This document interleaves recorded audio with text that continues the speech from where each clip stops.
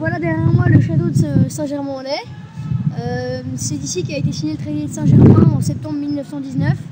Et c'est un traité qui reconnaît la paix entre l'Autriche et la France et qui reconnaît juridiquement l'existence de la Tchécoslovaquie.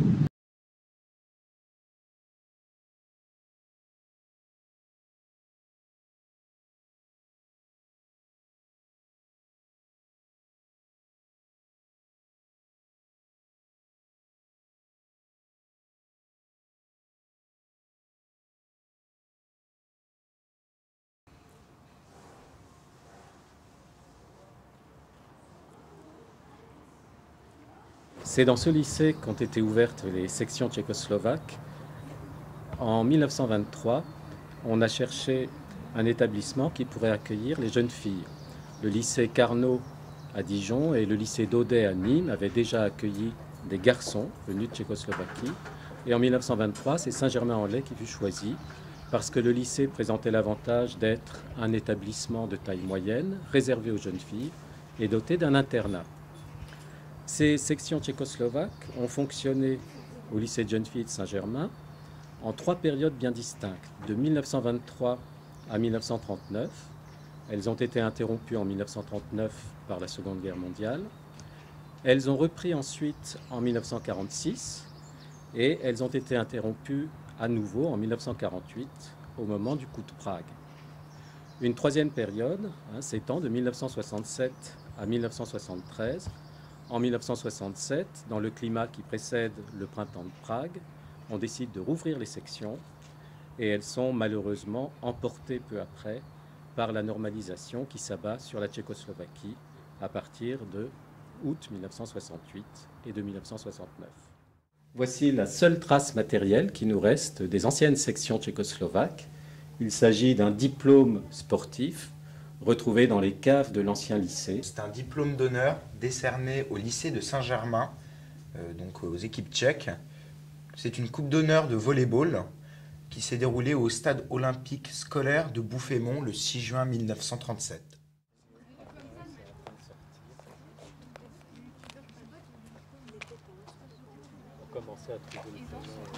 J'ai beaucoup aimé ma vie au lycée et j'étais au lycée en 37, 38 jusqu'à la guerre de 39.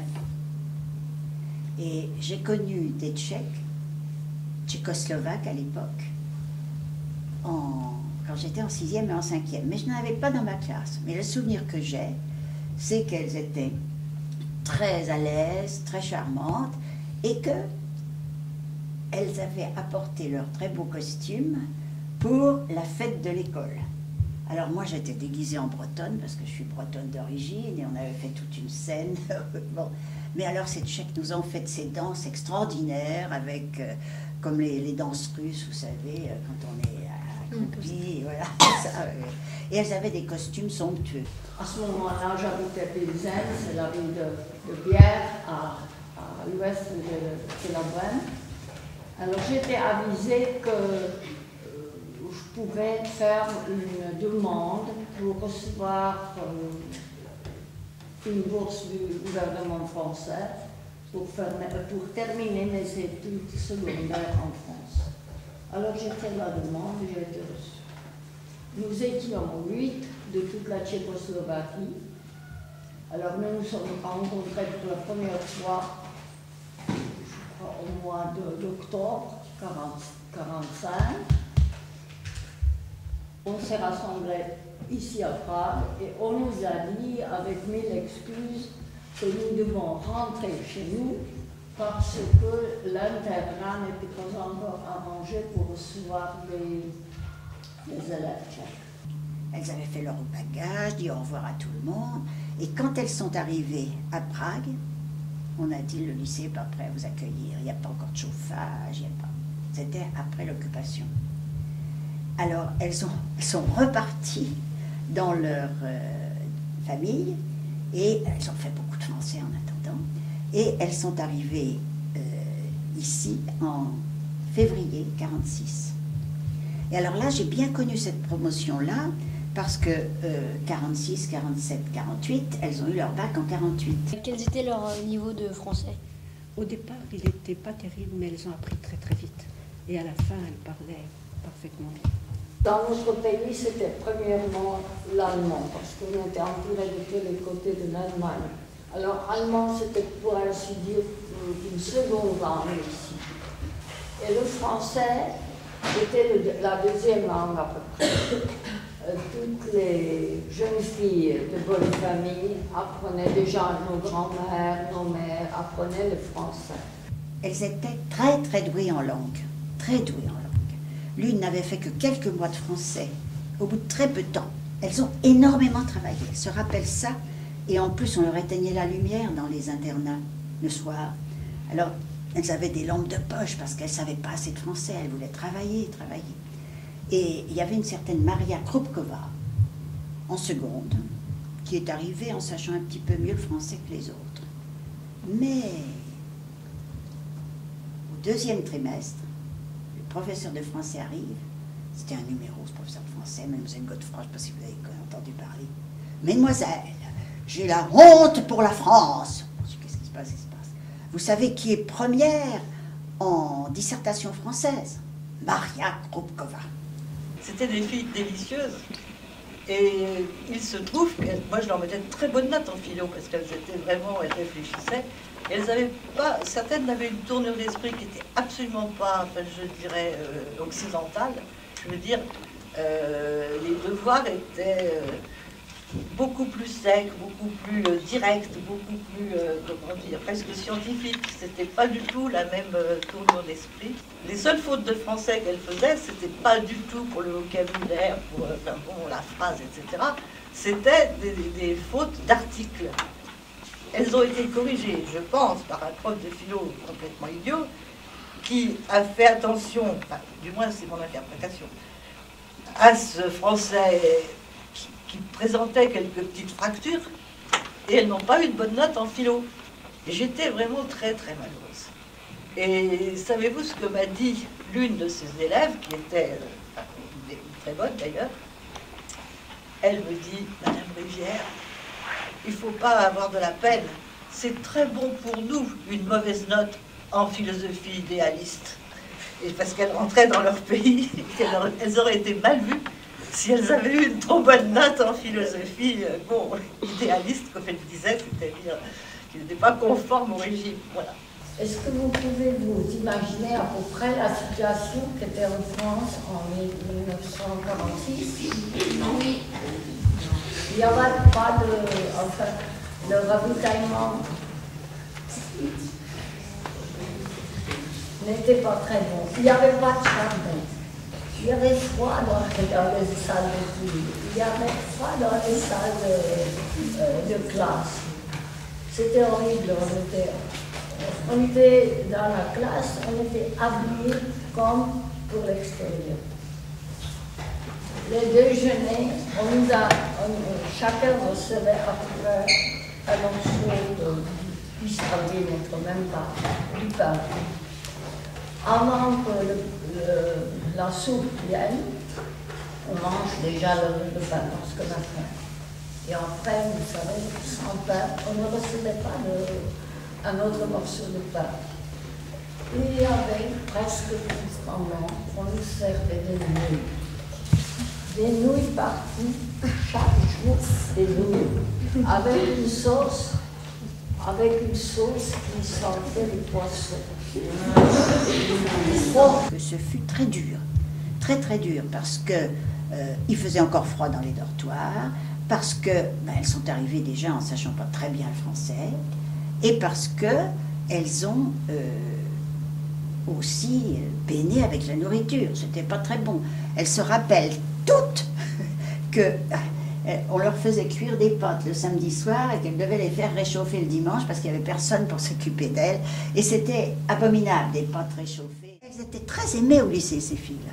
Très aimées parce que on savait que c'était dur pour elles d'être séparées de leur famille. La vie à l'internat n'était pas toujours facile. Elles étaient, vous savez, à ce moment-là, c'était plus vissé que maintenant, hein. On sortait pas n'importe comment, on sortait... Moi, je me rappelle une fois, je n'avais pas mis mes gants pour sortir du lycée. La surveillante générale à la porte. « Mademoiselle, vos gants !» il n'y avait que trois hommes au lycée. C'était le concierge qui habitait avec toute sa famille, puis l'abbé qui est devenu plus tard évêque de Versailles, qui nous a reçus après de grandes années à Versailles, qui a toujours gardé de bonnes relations avec nous. C'était Monseigneur Malbois. Et le troisième homme au lycée était un ouvrier qui était chargé du chauffage, etc. Alors, nous étions reçus très très bien par la directrice, c'était mademoiselle Cluzel à ce moment-là, puis très bien par les professeurs, parce que n'oubliez pas qu'après la guerre, les Français gardaient toujours un peu, enfin, ils ne se sentaient pas très très bien vis-à-vis des Tchécoslovaques, parce qu'ils sentaient qu'ils nous avaient un peu abandonnés au moment du traité de Munich. Alors on nous a vraiment reçus à cœur ouvert. Il y en a qui m'a dit, c'est les 3 plus belles années de ma vie. Elles disent, franchement, c'est un souvenir, il faut que vous continuiez. D'ailleurs, Yana de Prague a une petite fille qui est venue au lycée de Saint-Germain. Vous l'aviez su, ça? C'était une petite fille. Et Yana, alors, il faut en parler, il faut que ça continue. Et il y avait un professeur d'allemand qui s'appelait Mademoiselle Daubier, donc, qui s'est beaucoup occupé d'elle et qui les a vraiment parrainés. Et entre autres, je vous l'ai peut-être dit, cette professeure, elle s'appelait Gabrielle de son prénom. Et il y a une des anciennes élèves qui a une fille, elle l'a appelée Marie-Gabrielle. Il y a eu plusieurs professeurs, dont Mademoiselle Daubier, qui les a beaucoup sortis. Et Mademoiselle Daubier, comme on a dû vous le dire, elle boitait beaucoup, elle peinait beaucoup à marcher. Elle les emmenait à Paris, elle les emmenait visiter, je ne sais pas quoi, des musées ou autres. Alors elles ont gardé une très grande vénération pour Mademoiselle Daubier. Ces femmes que je revois maintenant, qui ont donc presque 80 ans, ou 80 ans, eh bien, quand elles sont venues en 98, ça fait 12 ans, elles m'ont dit, Hélène, il faut trouver la tombe de Mademoiselle Daubier. Et c'était très émouvant. Elles se sont mises en rond autour de la tombe. Elles ont dit, l'une a dit, dans un français parfait, nous sommes ici pour rendre hommage à un professeur qui a beaucoup qui a beaucoup amélioré notre vie en France. Alors Maria Krupkova, donc la religieuse, qui n'a pas pu venir, eh bien, nous a donné de l'eau bénite de son couvent et nous allons asperger la tombe de Mademoiselle Daubier de cette eau bénite. Moi, j'étais émerveillée.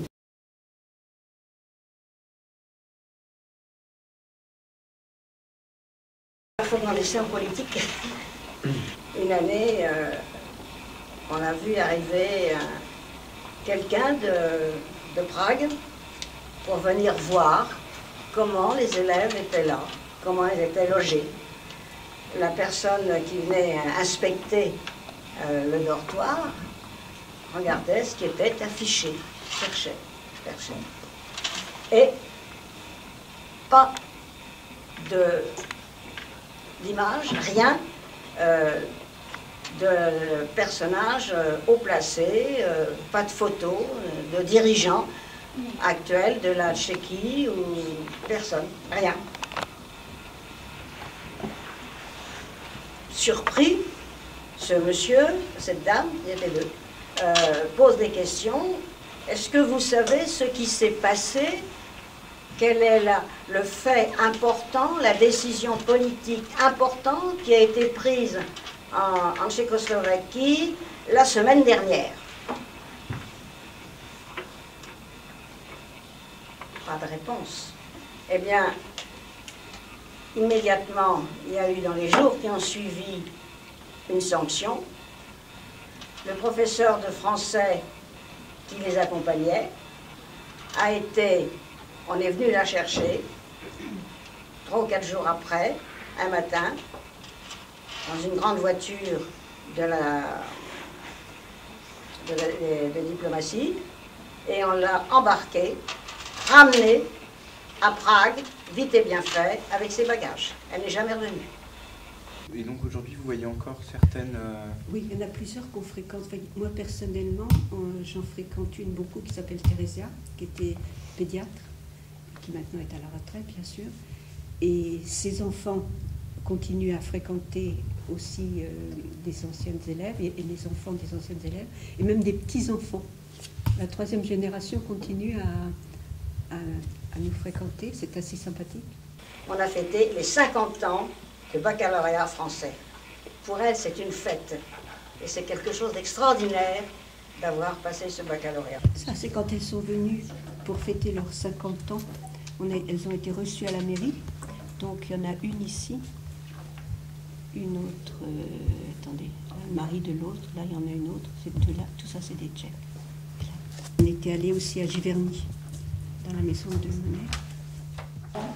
Et il faut dire que nos compagnes françaises viennent de temps en temps les visiter ici. Il y a 3 ans, elles sont venues à Bratislava parce que j'ai